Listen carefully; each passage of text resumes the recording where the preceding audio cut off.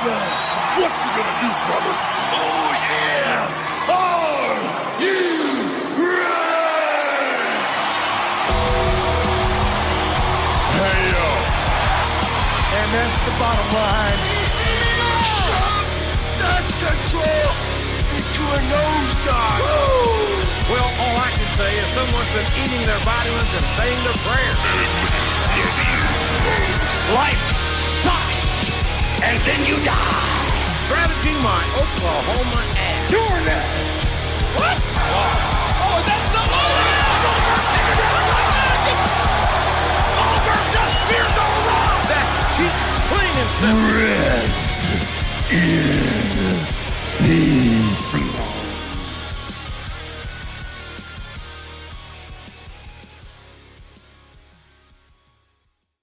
Welcome to the Jam Report. I'm your host, GoodOlJM. This is episode 89, and I'm coming to you from the nice, comfortable, humble, and secured JM Studios location. Yeah, I mentioned that was a working title last time, but I'm just going to basically call everything after me. So, yeah, JM Studios, aka my bedroom. Anyway, so where to begin? I mean, there's a huge story coming out of Florida as far as what is considered essential business and how to carry on with it. And there are a couple of passings to note, and probably one of the biggest hits to the wrestling world in quite some time, specifically in the WWE, yesterday. We lost Howard Finkel at the age of 69. It was a bum day, to say the least, and the many outpourings from wrestlers and other officials, referees and agents and so forth, expressing their condolences to the Finkel family. And although cause of death has not been revealed, and to be honest, and if I can be personal for a second, I don't want to know what caused his death. Most of us know that he wasn't doing so well in the last few years of his life.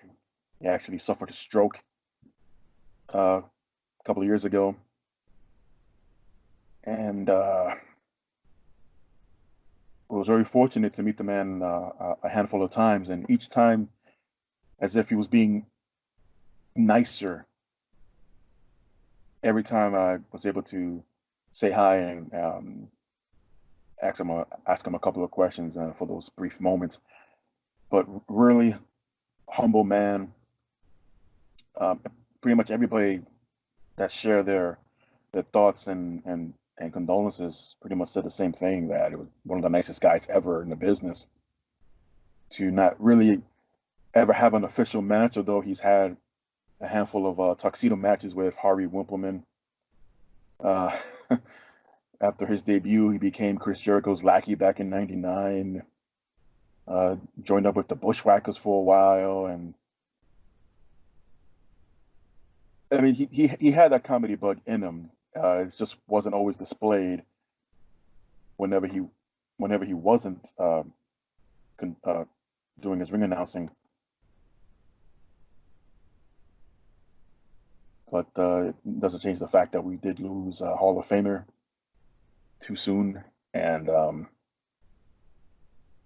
he will be missed. I mean, he was in the company back when it was still called a WWWF. So he was able to live through not one, but two company name changes in his lifetime. I mean, who does that? Who can say that? And one of my personal highlights of his career was in 2011 at the Survivor Series in Madison Square Garden, New York City, where he was chosen by the challenger for the WWE Championship versus Alberto Del Rio at the time as the personal ring announcer to CM Punk. And thankfully I was there to see it live. No one knew he was going to be part of the show. And I say that because when you go back, and I know I'm not the only one, but if you ever watch the live broadcast on the network, and the commentators just would not shut up. I mean, the fans were rejoicing. Here's the Fink. And by then he was not even a part-timer. He was an occasional appearance maker at best, working backstage. And he had the standing ovation. His name was chanted. And it brought this man to tears. And the commentators, like, oh, he's going to eat this up. He's like, oh, look, he's crying. Is he crying? Oh, my God, he's crying. I don't care if this was fed in their ears. I don't care if it was a legit joking of the man.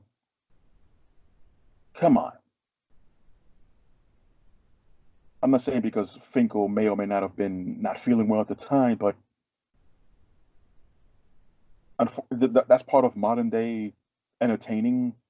And but then again, I just reminded myself what company I'm talking about, considering what else I'm going to get into in a little while. But long story short, it was truly one of those highlights of his career, an amazing moment for the fans. He finally introduced CM Punk, and the rest is history, as they say. So the Fink will truly be missed. And tonight on SmackDown, they had a nice video package of him highlighting a lot of other moments in his career throughout, a lot of comedic stuff. But it's understandable in times like this where you don't want to show too many, if you can even call them serious moments, but in comparison. But definitely a pioneer when it comes to ring announcing, especially to announce a new champion. And one thing's for sure, and it's just something that no one can take away from him, that he came up with the name WrestleMania.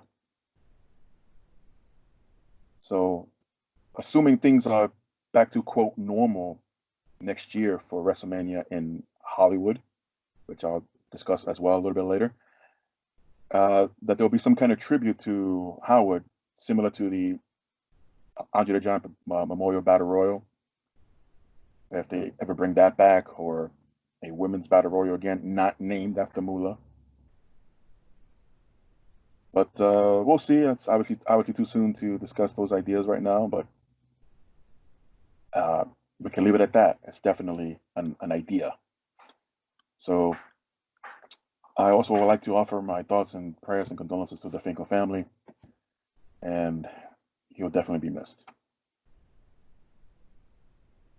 And perhaps the first reported death in relations to the pandemic, Roberto Munoz Carrillo, otherwise known as Black Demon, has unfortunately passed away due to the COVID-19 at the age of 39 earlier this week. It was only just reported earlier today, as a matter of fact. At least that's when I first came across it this morning. And was a well-known wrestler down in the Mexico circuits. I don't think. Okay, I'm confusing him with someone else. I was gonna say I could have sworn he had a run in New Japan, but that's someone else. But yeah, might well be the first ever reported death in pro wrestling in relations to COVID-19, and it's sad.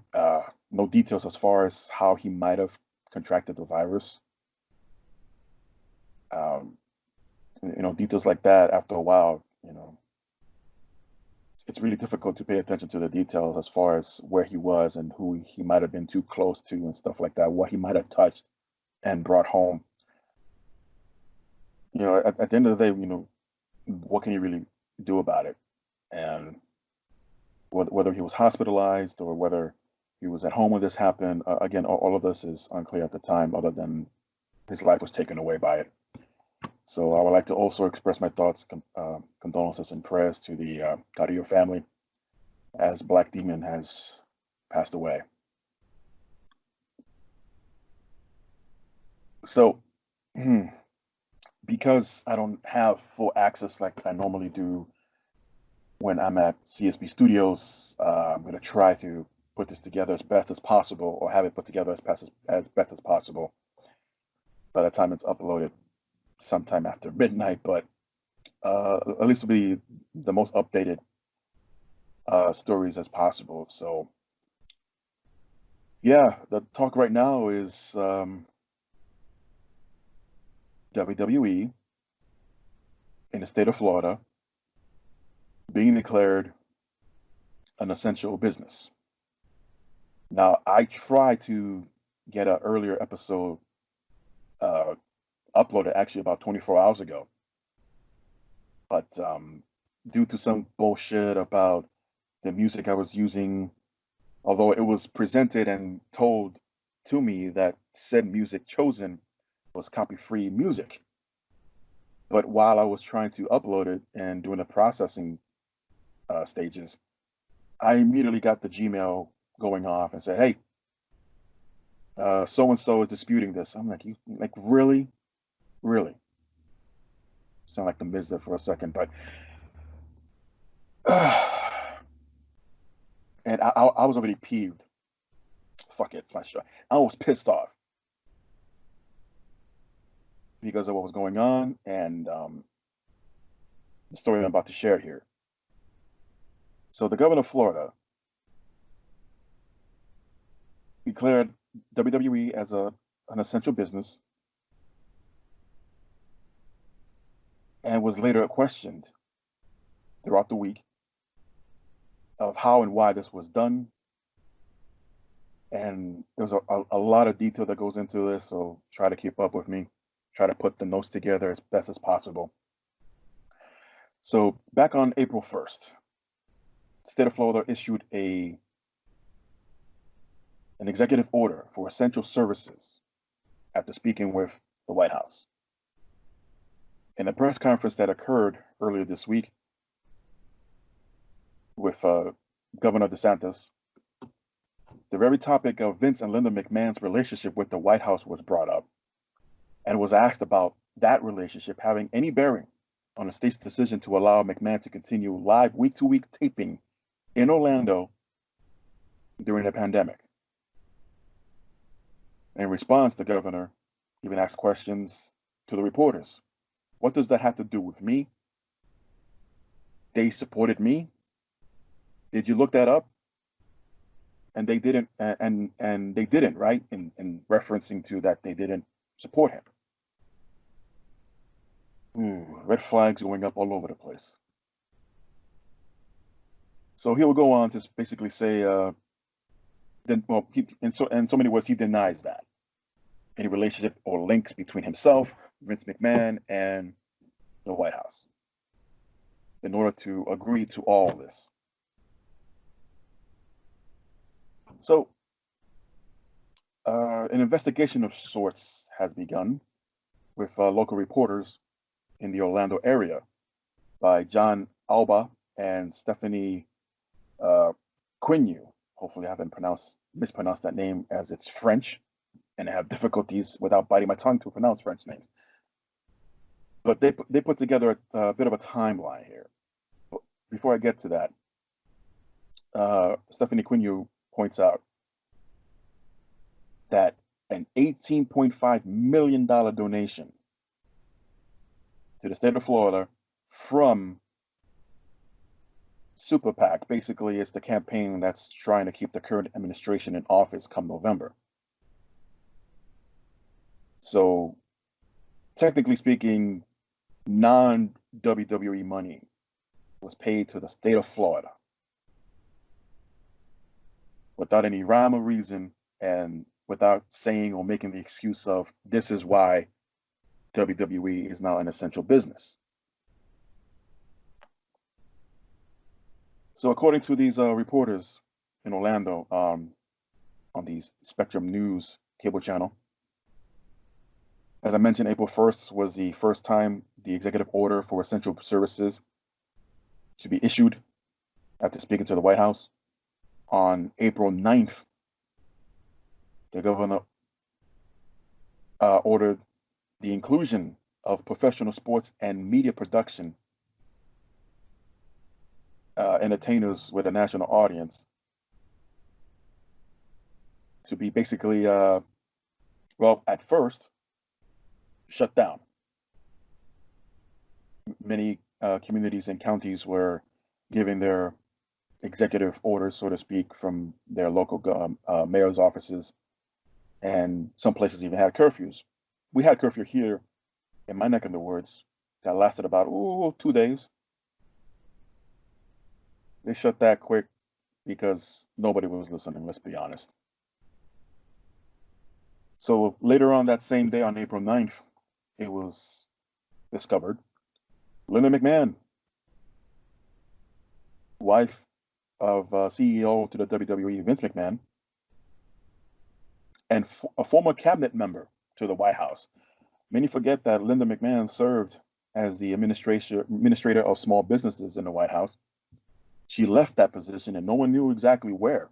This was more than a year ago, a little bit more. In order to run now, like I said, the Super PAC to keep the current administration in office after November of 2020, spent the $18.5 million in Tampa and Orlando.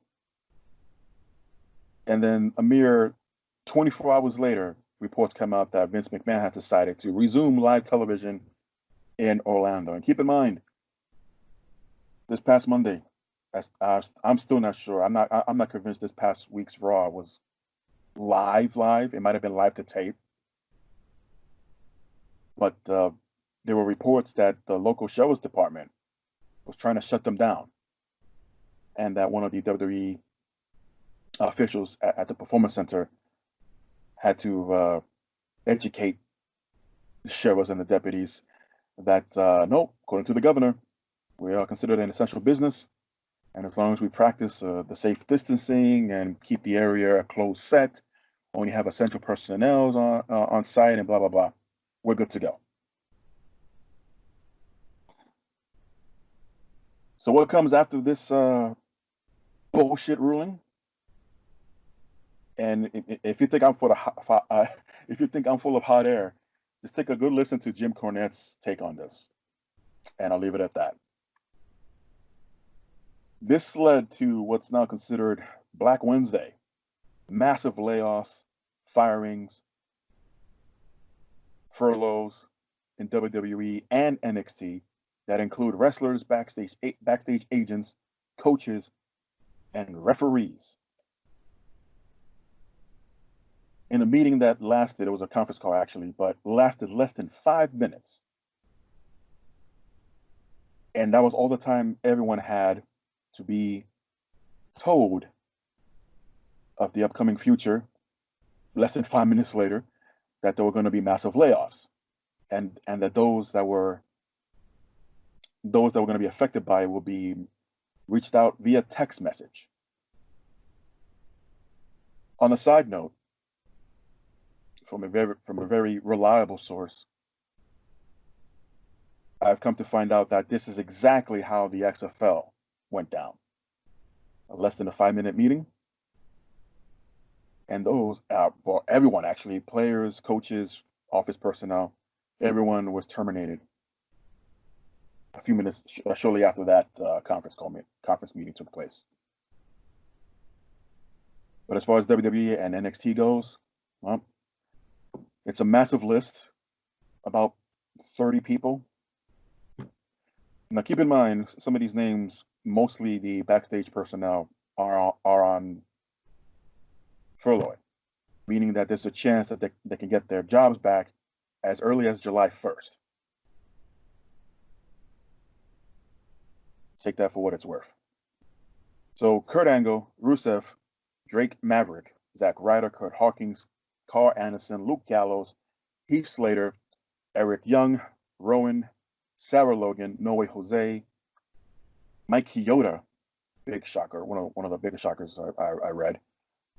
Mike and Maria Kanellis, EC3, Aiden English, Leo Rush, Primo and Epico Cologne, MJ Jenkins, Uh, Diana Pizarro, Ace Steel, Serena Deeb, Kendo, writer Andrea Lissenberger was mainly responsible for the Otis Mandy storyline that everybody was getting behind of was released. Pat Buck, Sarah Stock, Billy Kidman, Shane Helms, Lance Storm, Mike Rotunda, IRS. Yeah, IRS got fired on tax day. Fit Finley, Sean Durari, Scott Armstrong, and there are a couple of more names here that would actually be released in the last 24 hours. But no one was spared, and I would assume, or a lot of people are assuming that there might be more layoffs after SmackDown aired. I guess we'll find out over the weekend. I really hope not. I mean, what a shitty time to lose your job. And the last few names that I mentioned, the majority of them are from backstage personnel, agents, what have you. They have a better chance of getting their jobs back more than the wrestlers do. As far as the wrestlers go, even though they were immediately released from the company, unfortunately, with the exception of the NXT wrestlers, but the ones from the main roster, unfortunately for them, they fall under that 90-day no-compete clause. So if my math is right, we're looking at early, mid-July before they can go anywhere or do anything with whatever company, assuming by then things are, quote, again, back to normal. And other companies, most people are suggesting and probably predicting that AEW will be picking up some of these guys and gals. But it's too soon to tell, and that's one thing I definitely won't jump the gun on. Let's just see what happens. I'm not saying they don't deserve it. I'm not saying that they do not deserve a chance. Many of them do, especially not giving opportunities that they should have deserved in WWE. But time will tell. I mentioned NXT not being affected by this. According to Fightful.com and PW Insider, those released from NXT will receive a 30-day pay check and are immediately free to work anywhere else. So they're not affected by this 90-day no-compete clause. So at least some good news came out of this.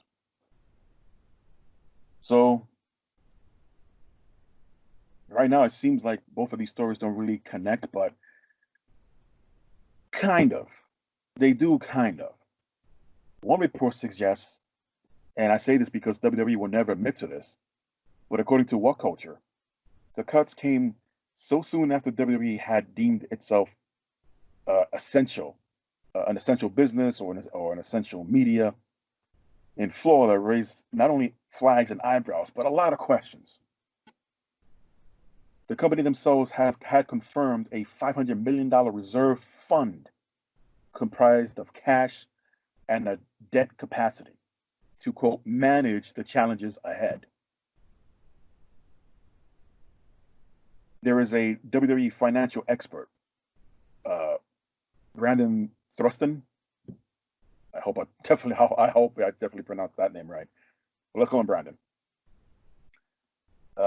He forecasted a record-breaking profit year for the WWE, despite the loss in revenue due to the ongoing global situation. Again, this is all according to What Culture. He tweeted, Brandon did, unless WWE is expecting or is already missing TV right payments, cost-cutting probably isn't a matter of keeping the company profitable. It's probably a matter of maintaining pre-COVID-19 profit projections. Dave Meltzer would add on his Twitter, in the end, this is about maintaining a huge profit margin. And unlike the UFC having its endeavors in massive debt, there was no true economic hardship from WWE. Its estimates are how much money WWE has saved by making these cuts, and it ranges anywhere from $700,000 to $4 million a month. Now, to analyze all of this, and if you want to put in perspective, Brandon Thruston has applied through an objective look at the numbers. His results basically mean WWE cannot be let off the hook here.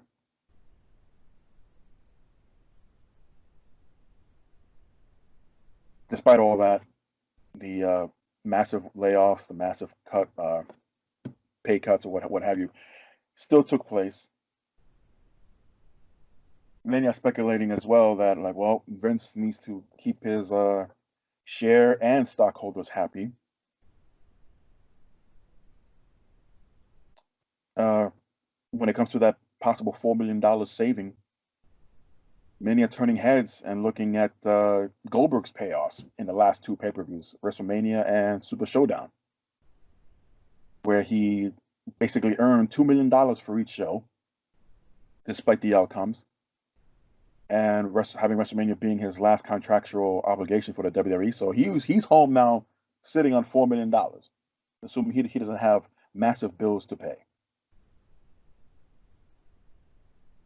In the same week as they made all these roster cuts, Linda McMahon and the Political Action Committee, which what Super PAC stands for, announced the $18.5 million in spending in 2 Florida markets. Coincidentally, the state declared WWE an essential business. And their statement, as full of shit as it is, says that we believe it is now more important than ever to provide people with a diversion from these hard times. We have a mass video library that, coincidentally, some of that, well, recent episodes are now airing on the Fox networks or Fox Sports 1, and on occasion on the weekends on Fox, if they're able to catch a 2 or 3 hour time gap there to present any of these shows that are easily accessible in the network.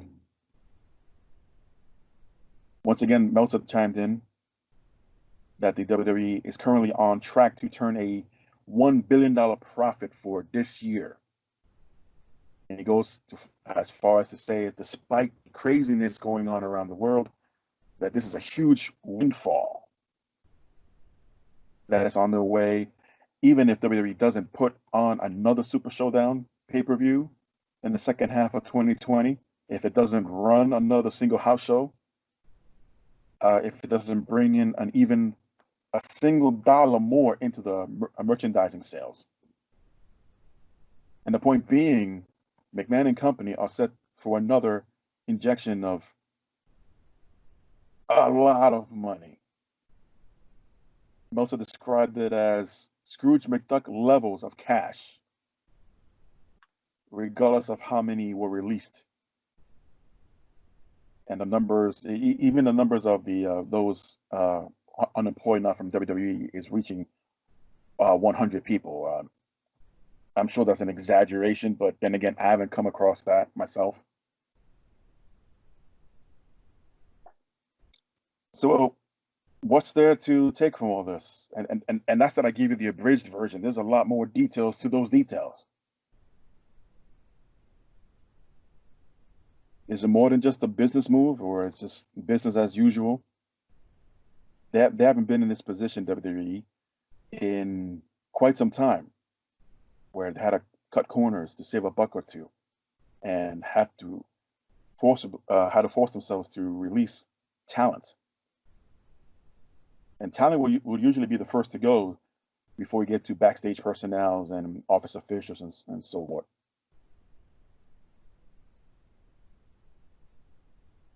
PW Insider reported that even in the market, had the market not been ravaged by the global health crisis, men and women let go from WWE would not be able to appear for another major wrestling company until July 15th. So I was more or less on the money on that one. And many even, and I saw this too. This was made me kind of scratch my head a little bit, but I remind myself sometimes fans are misunderstanding when it comes to a talent being released or fired or terminated or what have you from a company. comparing this to Matt Hardy. Well, Matt Hardy appeared a couple of weeks later after his last appearance on Raw on AEW. See, the difference there is, and why Matt wasn't affected by the 90-day, sometimes 60-day no compete clause, is that his contract expired and was not fired, was not released. His contract expired. So that's the difference. In another scratch your head moment, Cassius Ohno's profile on WWE.com has been moved to the alumni section. Although it's unclear whether or not he's been released, Cassius Ohno has been working with NXT UK for the past few months, over almost a year now. So has he been another victim of these layoffs? Another report that came out earlier today from FIFO and PW Insider that a couple of more NXT personnel have been, or NXT talents have been released. Maz Wang, Cesar Bononi, and I'm pretty sure I'm butchering up all these names, but Tainara Conti have all been released by NXT.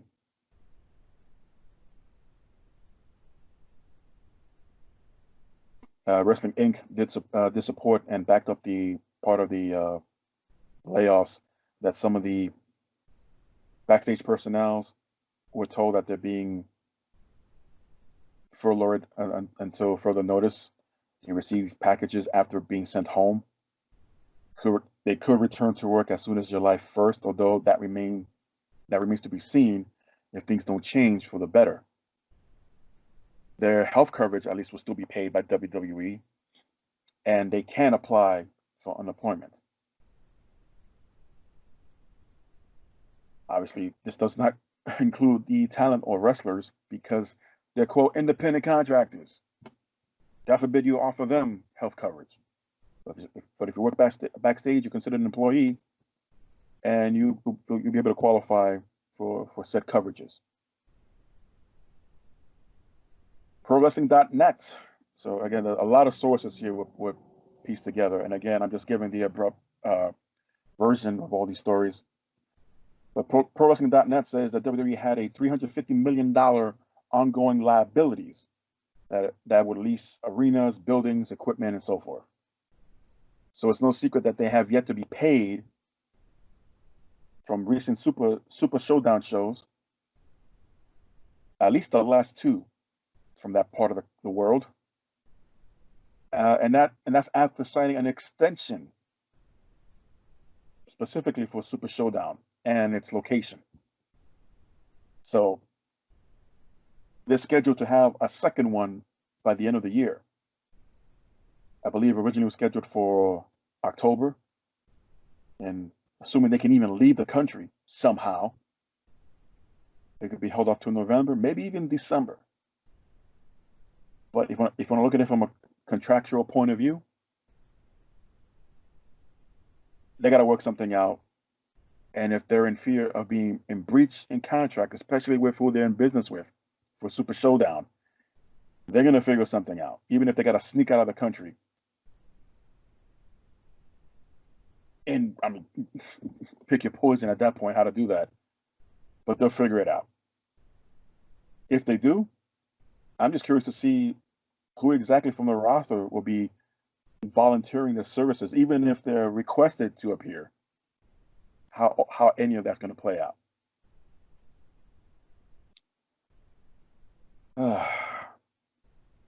So then I ask, are there going to be more cuts?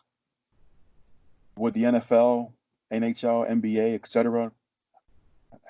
would they have done the same thing or something similar?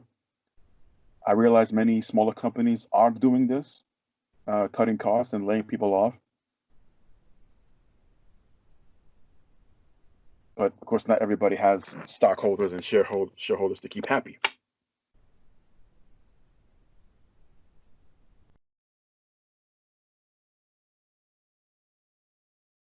By the way, did anyone ever notice, if you're into this kind of thing, taking a look at the Wall Street and WWE's numbers? On Wednesday in particular, it peaked at $42 on Friday as of 1:30 p.m. And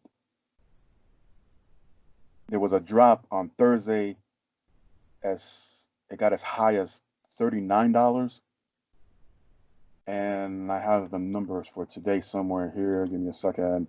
Yeah, today's stock market closed 4 p.m. Eastern at $40.54 a share.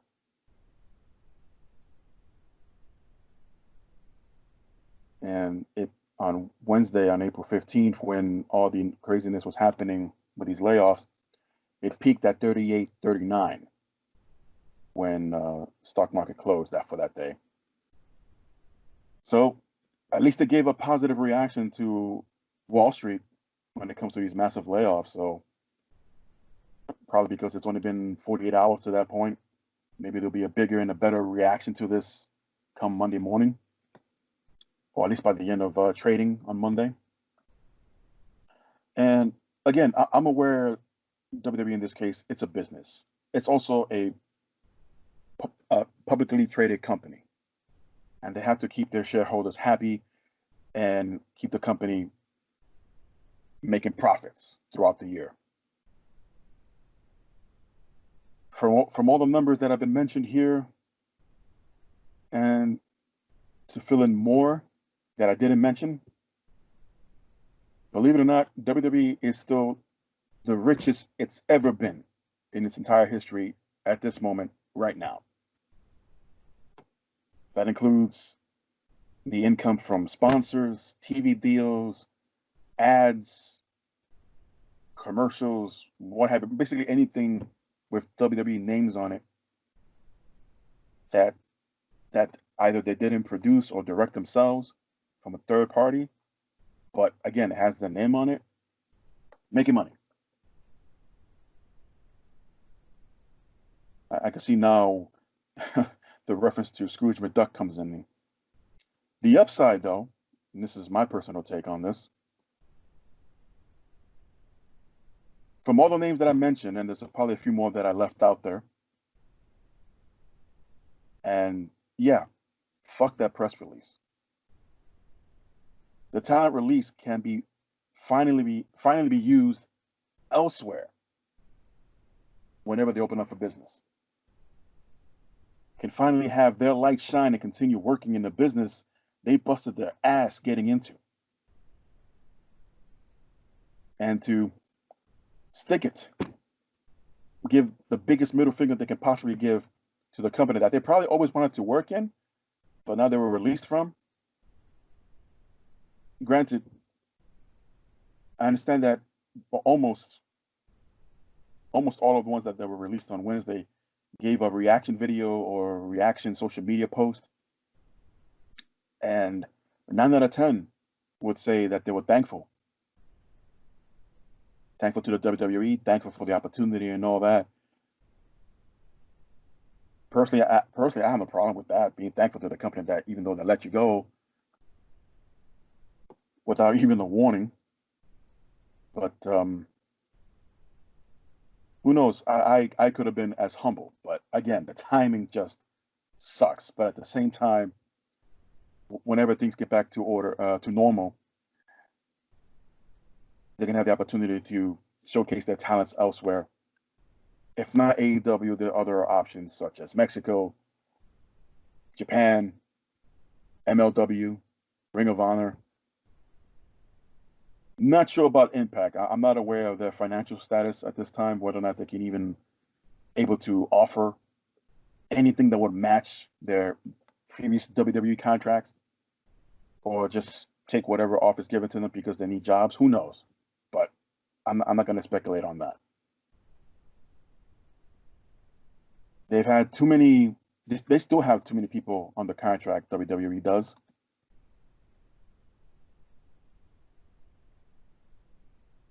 Especially what's happening with the limited resource they have as far as how many people they can produce on television, live or live to tape. Because you notice they're still filling in time with video packages or highlight reels and whatnot at some point, especially on Raw. They got 3 hours, but a limited amount of roster members to be there and to have as long as the matches as long as possible to fill in said time. So my my rant, my take on this, my issue, even after having one on-air talent or on-air personnel and their significant other being exposed to the virus, even though they were feeling better after a short-term quarantine,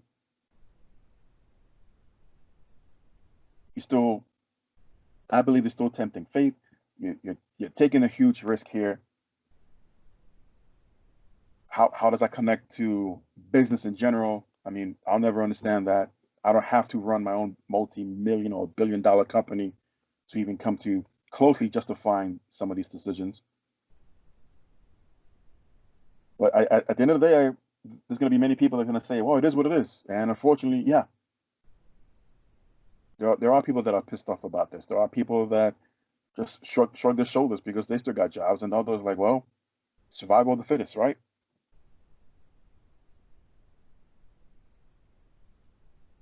You know, it's one thing if I was covering stories about restaurants or retail stores.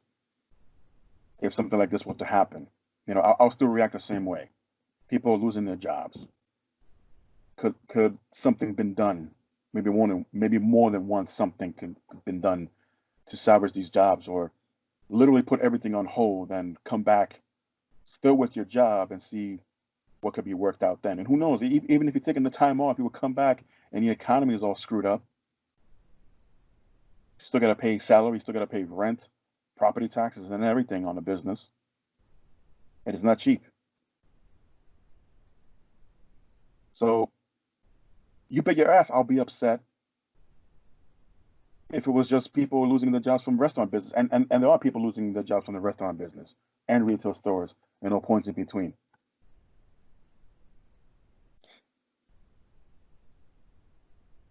I don't like it when someone loses their job, especially under these circumstances, or what would be considered beyond their control. The indie scene or the independent circuit, at least in Florida, can restart because if WWE can continue in empty arenas, why not other places such as Ring of Honor or Major League Wrestling? Now, they both stated in recent statements that as of right now, at least Ring of Honor is not considering anything right now, and that they both, with MLW, would prefer not to put their talent in harm's way. So in other words, it's great that we can maybe try something, even though it was reported about 24 hours ago that MLW was considering running a empty arena show this weekend on YouTube, and that they will be accepting donations. But later on, that was retracted, and now they'd rather not put any of the talent in harm's way. And you know what? I respect that.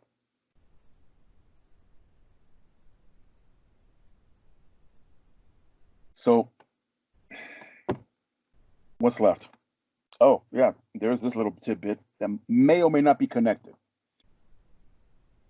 Only reason I say that because it's going to take more than one expert, more than one financial expert, to say otherwise or start making arguments about, like, yeah, something's very wrong here. And maybe, allegedly, Vince McMahon and others in WWE could be in trouble. So, despite lying that the WWE would not be connected with the XFL 2 years ago, only for it to fire everyone last week and declare bankruptcy a day later, and then find out that WWE had a Class B share stake in the XFL, about 23%. Right now, no one's making that connection as far as any wrongdoing yet. McMahon did say publicly that the WWE and the XFL are separate companies, but because of this Class B share stake, that turned out to be a lie. But maybe told, again, their share and or stockholders something completely different. just to avoid any kind of speculation. See, this is why I'm not in the marketing business. This is why I would even gamble like this. And if you think about it, it is a form of gambling. When it comes to money in the tens of thousands, I dare say millions, no thank you. I'll be happy with the biggest one-bedroom house I can find. Leave me the hell alone. So now many are wondering, what about AEW? Will they go through something similar like this when it comes to layoffs? At this point, it's uncertain, but at least they have pre-taped tons of shows in the upcoming weeks to be broadcasting on TNT for AEW Dynamite and AEW After Dark. So they're good. At least they can go home for the next few weeks and stay home, quarantined with their loved ones, and not risk the possibility of catching something or passing it on to somebody else. And there'll be a whole different mess going on. Just watching the alleged live Raw, NXT, and tonight's SmackDown was live. And all you got to do is just look at the commentators. Like, yeah, you guys are really practicing social distancing. Obviously, the same argument can be made about the wrestlers in the ring, but these independent contractors are being told what to do. To tell stories, to entertain. God forbid someone else gets sick and something spreads. Knock on wood. At least I think this is made of wood. That nothing happens moving forward. No one else gets sick. They could provide all these diversions and distraction shows and call it whatever you want on WWE programming. As a fan, I guess, okay, even though I still question it. As a person, you're playing with fire, but no one's asking for my opinion.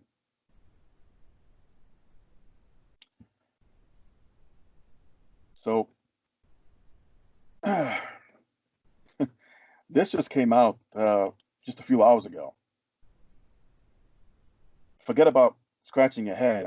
I'll be smacking it to make sure that I read and heard this right.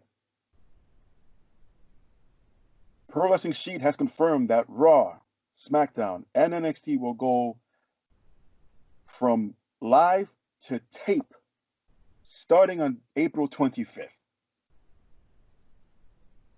Let me double check my calendar. I believe that is next week. And why is it so slow? There it is. Yeah, next Saturday, April 25th. The one thing they should have been doing, well, they were doing it, then they weren't, now they're going back to it. This came out just a few hours ago. NXT, Raw, and SmackDown are going back to live to tape starting April 25th, which is next Saturday, with the company taping 2 shows per night. And this is currently scheduled out and will continue until July 8th. So that'll be almost a week past the assumed returning furloughing employees from backstage. It still means that performers cannot take the recommended quarantine period, at least for the next week. For the next month and a half. What am I talking about? We're still in April.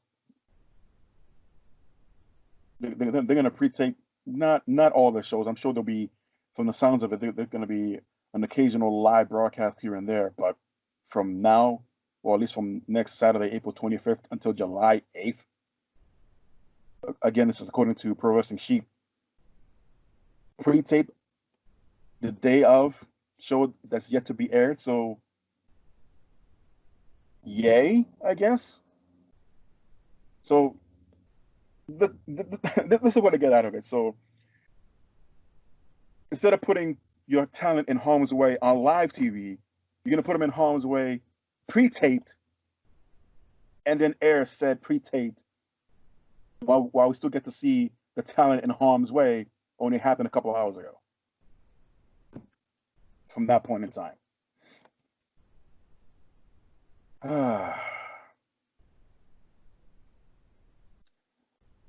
it's been recommended by so many people that the less travel, the better.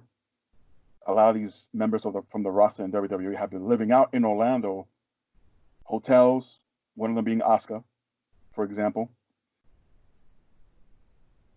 and others who actually live in the Orlando/Tampa area, so they can drive that nearly 2.5 hour. Well, there's no traffic now, so I'm guessing be much less than that to partake in these pre-tapes or tape to live to tape, excuse me. And I guess can go home early. So there's a plus in all this. So yay, go home early. Now, not that this report from Pro Wrestling Sheet, not that it supports my suspicions, but I felt something off, and I mentioned this earlier about this week's Raw and NXT not being live, maybe, at least maybe not the entire show. But then again, it wasn't mentioned that they were actually live. AEW wasn't live; they were pre-recorded.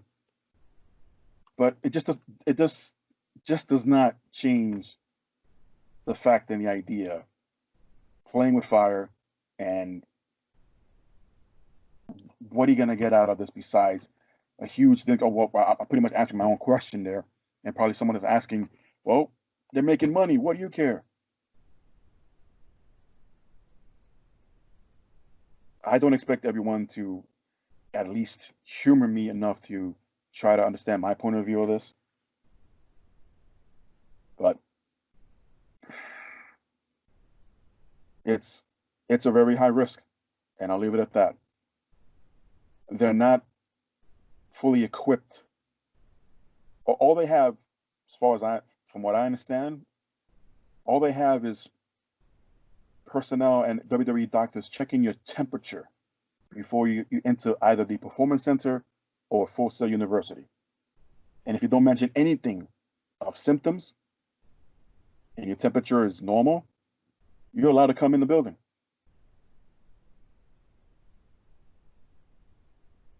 I guess that's the best measure that they could take until, God forbid, something does happen. And maybe they missed that one person, or those little wireless machineries that's supposed to take your temperature is running low on batteries or something. I'm not trying to jinx anything, but there are these ignored possibilities.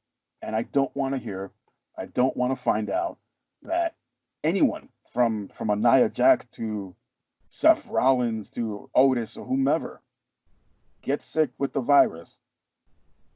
What is the next move going to be? I seriously doubt it's going to be an immediate shutdown. If there is one, it is not going to last long.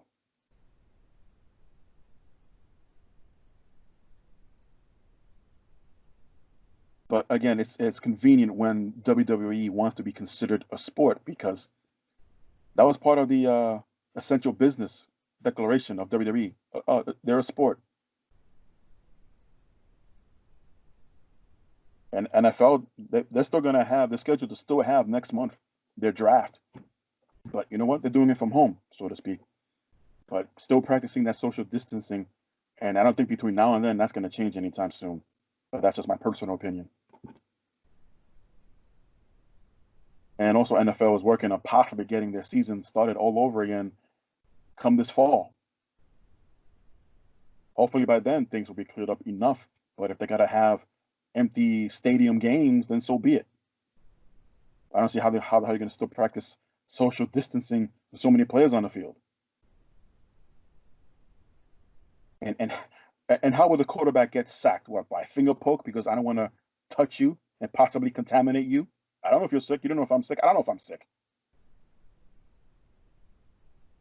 Maybe turn the NFL to flag football. Still get paid millions of bucks, right? You got a contract with them. But that's neither here or there. All other sports seasons are postponed and or canceled until further notice. Why is it that they aren't facing the same?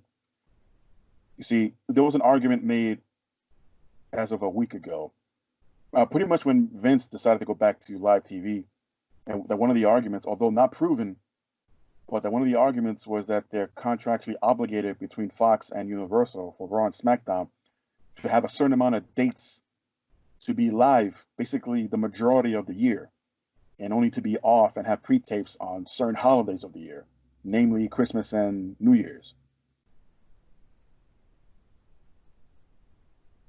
I still yet to hear the counter argument to that, especially from Fox or Universal. Universal owned by Universal owns the USA Network, for those who are not aware.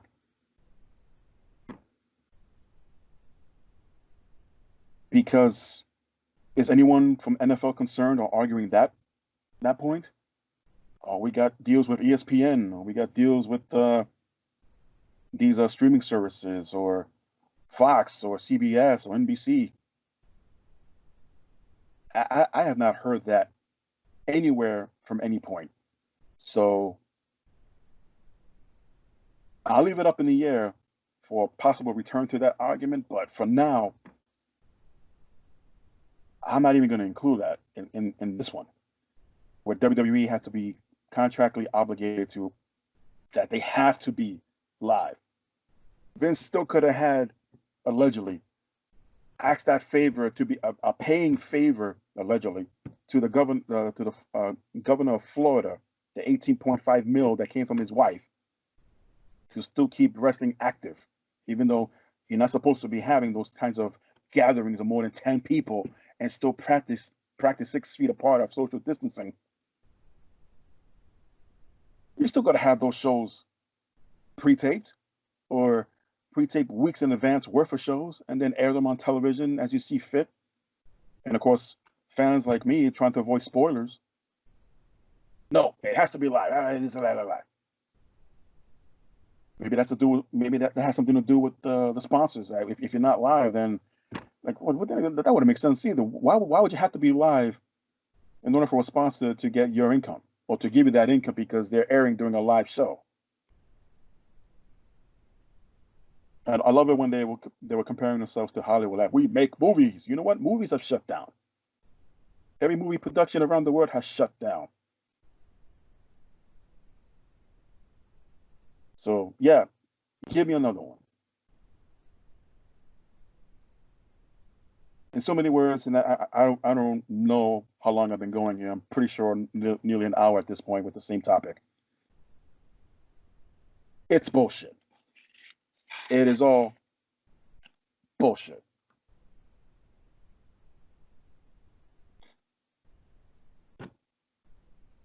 I do not want to turn this into a political argument now, but considering that relationship and how far back they go, I am not surprised at all. Allegedly of that connection between the two, the White House and Vince McMahon, moving forward. I guess we all know who Vince is voting for come November.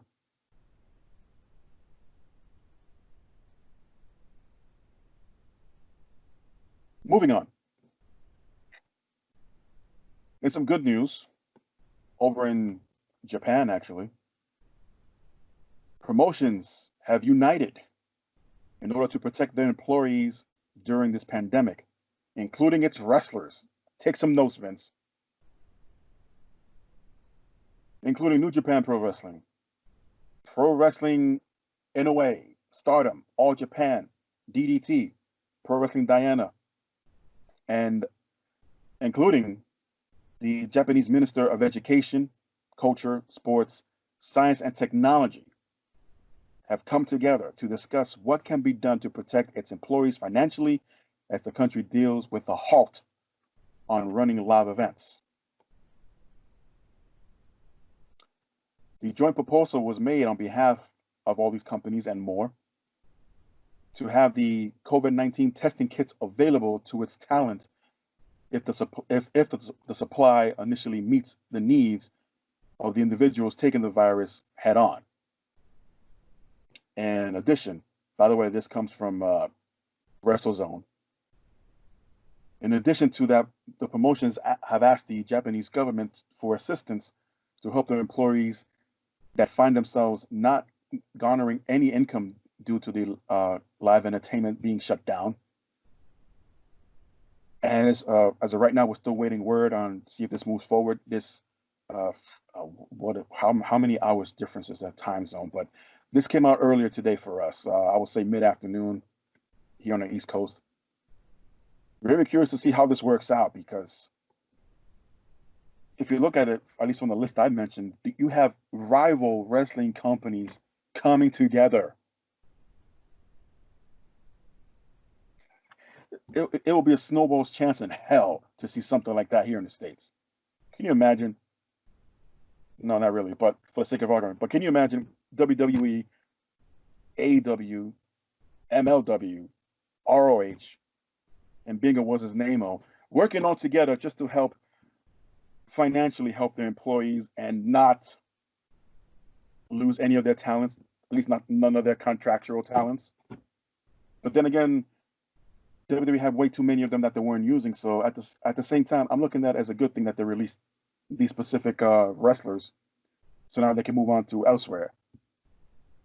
And if you haven't seen Drake Maverick's video after he found out that he was released, if you don't, and I thought of this too, but if you don't have a lump in your throat or even the slightest, tiniest bit of a teardrop in your eye, you have no soul. This man literally pulled his heart out. Technically, he's not finished with the company yet because he's still involved with the interim NXT Cruiserweight Championship tournament. He's part of Group A, so he has 3 matches scheduled to face the other opponents on the same group. And that's going basically on a point system. So there's Group A and Group B. So the winner who has the most points in their respective groups will face each other, and the winner of that match will become the new interim Cruiserweight champion.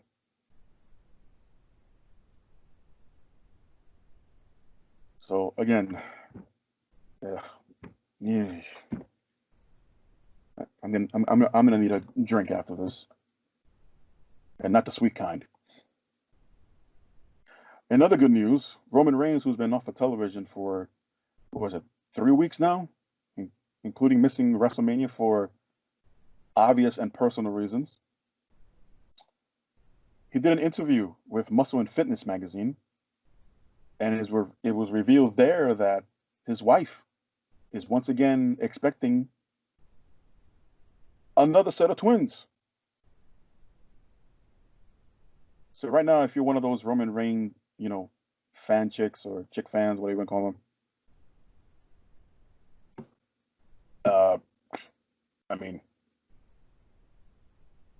I don't know if you want to reach out to Roman Reigns via social media and ask him for pointers or advice to pass along to their boyfriends, husbands, or significant others, to how exactly what he does to produce twins, not once but twice in his lifetime.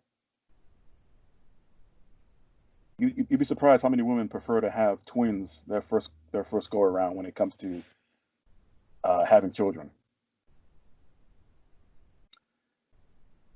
This will be the couple's 4th and 5th time bringing in a child into the world, respectively. So he said 3 kids with 2 in the oven. I'm looking to be Papa Bear 5. So yeah, Roman Reigns, like his relatives before him, are expanding the already extended family more by 2 in a few months. And, I'm not trying to mock the guy. I mean, he's gone through a lot himself in his life, especially during his wrestling career. He made a huge decision when it came to stepping away from the WrestleMania main event versus Goldberg. And I guess he was spared, one of the many, from being laid off. Then again, I seriously doubt he was even considered being laid off. But Mazel Tov, Roman Reigns, Joe Anawani, who's going to expect, who was expecting, he and his wife, another set of twins coming up. So kudos and congratulations. So I'll end with this. I should have really added this during my rant over WWE and their layoffs and their bullshit. I did mention about WrestleMania next year in Hollywood/Los Angeles, WrestleMania 37. There is a chance, I'm not saying how much, but there's a chance and the potential that WrestleMania 37 next year may not happen at Sophie Stadium, California. How? Why? Well, according to the LA Times, an internal Los Angeles Fire Department email that was seen by the mayor of LA suggests that large gatherings such as concerts and sports events could be put off for at least a year. This was first reported back on Wednesday, ironically, during the layoffs. So up to a year, that definitely surpasses the WrestleMania scheduled date for Los Angeles by a few days. So as of right now, it's just a possibility, no more, no less.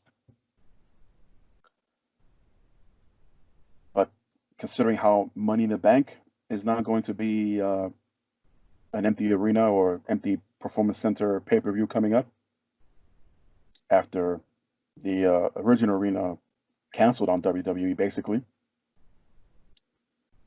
And what they added tonight on SmackDown is, at least when it comes to the Money in the Bank ladder matches, if you can even call them that. But I did a double take because, first of all, I think the graph that they used for what I'm about to explain here looked like literally a last minute shitty job in Photoshop. But what do I know?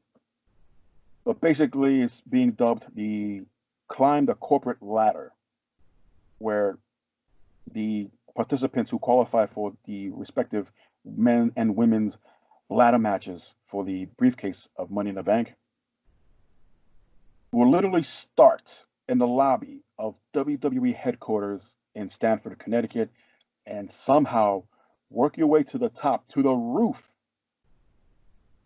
where there will be a briefcase waiting for you. I would assume hanging from somewhere, maybe one of those giant air conditioning fans.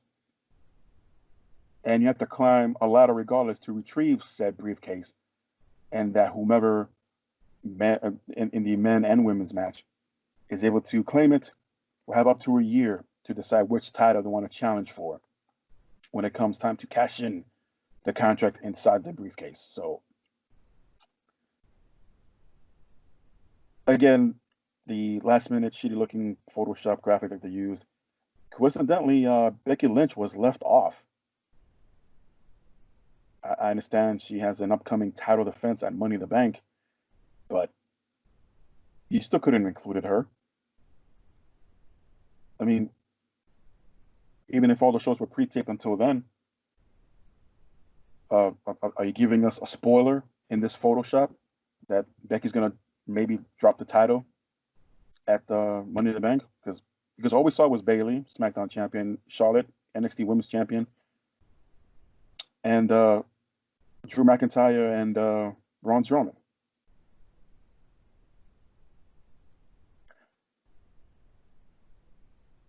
Well, I guess time will tell. Just gotta keep tuning in. We're not. I wouldn't I would not put it past them if they end up canceling this type of match. I don't know what the protocols are in Connecticut as far as any curfews or stay at home, how strict they are with that, and so on and so forth. But then again, it's literally happening in WWE's original backyard of Stamford. And they have had, they will pull off a lot of, let's just say, stunts that normally will probably require the law getting involved. But they all are very friendly, and it's no secret. It's been reported numerous times. All they got to do is either give the local police department a heads up or explain after the fact, but then realize, oh, yeah, since it's you, we'll let it go, considering that there hasn't been any property damage that's not owned by WWE and that no one was